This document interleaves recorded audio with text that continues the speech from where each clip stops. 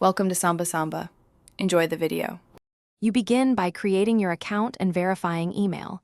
This secures your identity and unlocks features. Once done, enable two-factor authentication to protect access. Make sure to grant the app necessary permissions for microphone, camera, and storage so features run smoothly. Next, import contacts and enable sync so your data stays consistent across devices. These first steps let you start interacting with core functions immediately and prevent permission errors later. You now move into the app's core workflow by opening the dashboard and using the search bar to find tools fast. This saves time when switching tasks. Create a new project using a template or custom settings so your workspace matches objectives.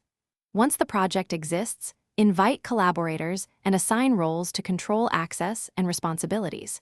Make sure to use shared links and comments for clear communication. This keeps everyone aligned and reduces duplicated work as the project grows.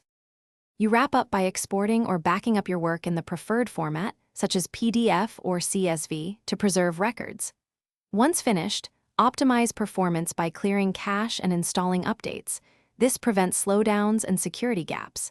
If something goes wrong, restart the app and verify your network connection first, because most sync issues stem from connectivity.